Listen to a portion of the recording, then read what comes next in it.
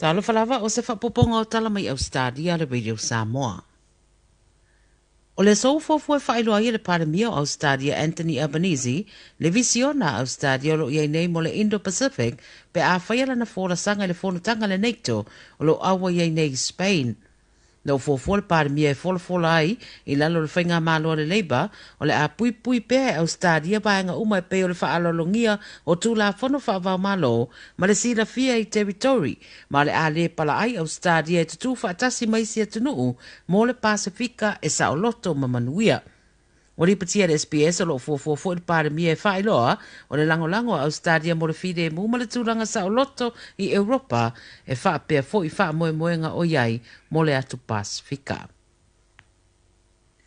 E te tauna o atu le sofa reile le vasa nei lava o so longa le lei e peo na masani ai feo inga trains i Sydney peo na whailoa le minister o wa inga David Elliott.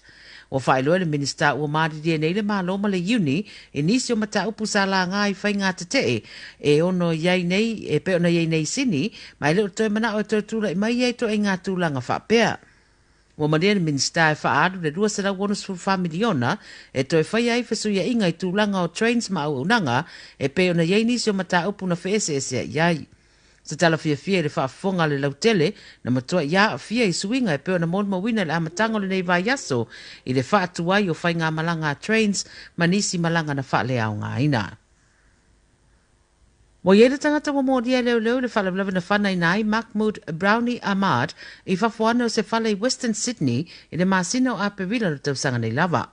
O ripatia le 7 News na pu ele au su e se i e Fast Food River tausanga mai Campsie i le masino mea no le whalawlawa lea ma su e na fo i leo se tasi o whale i Wetheral Park whetau ina na maua i leo le sidia ma le 2.5 kilo o le whala au whasai no le aisa e o aturo na tau le sidia ma le 2.2 miliona.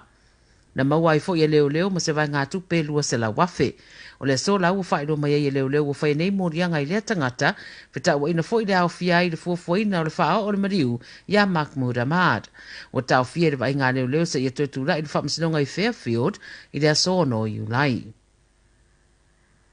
O whautoina a inga i Ausetalia i a siaki pusa meli moni mea alofa mai le whale o loa Coles e whapeo ni gift cards e ta i se lau tala o tuina mo tangata whaatau e whawheta iai fo i la lātou langolango i le whale o loa.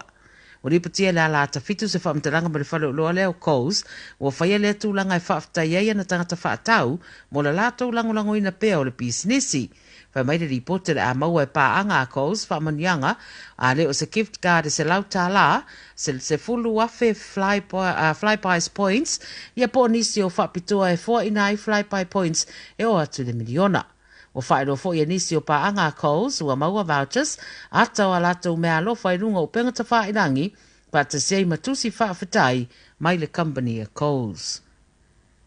Mal taramuli o whaateleina le malulu i Ausetalia pe ona whaamaonia le waa ai tau, le a fia o le tele o vaenga o le atunu i le malulu, ma fōringa o siri atu lava le tausanga le nei le malosi o le malulu, nei lo isi taimi whape nei tausanga i le vātu nei.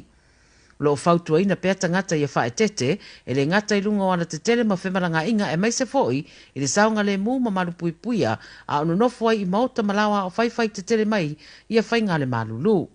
Fautuaina ni usawa le se timunga le whae le vaiaso le mai au le susuru mano se le la, mai le vaiaso taluai, ma le amatanga le nei vaiaso. O le vaiaso nei u whae loa lo ia mai ai ma le iunga le census sa whaia le atunu, le e wha pese manatu ta tele wha adia o tangata, wa iei se suwinga ia Ausetalia fua le ese esenga, i mea sa ao ina mai ai wha mtalanga. O se tasi vaenga wa maita wina mai le unga le census e toi titi onos 4% o tupulanga wa whaingo o baby boomers e iai so tanga i tapo inga wha kerisiano fua nga i le na o le todos 4% o tupulanga e whaingo millennials e iai so tanga wha pea. O tala nara video sa moma i Ausetalia le nei teimile awauli.